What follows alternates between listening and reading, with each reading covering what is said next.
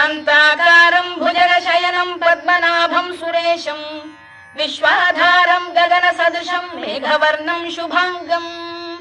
लक्ष्मीकान्तं कमलनयनं योगिधृध्यानगम्यं वन्दे विष्णुं भवभयहरं सर्वलोकैकनाथं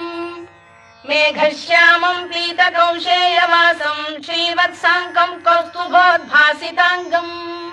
पुण्योपेतं पुण्डरीकायताक्षं विष्णुं वन्दे सर्वलोकैकनाथं नमः समस्तभूतानामादिभूताय भूभृते अनेकरूपरूपाय विष्णवे प्रभविष्णवे सशङ्खचक्रं सकिरीटकुण्डलं सपीतवस्त्रं सरसीरुहेक्षणं सहारवक्षस्थलशोभिकौस्तुभं नमामि विष्णुं शिरसा चतुर्भुजं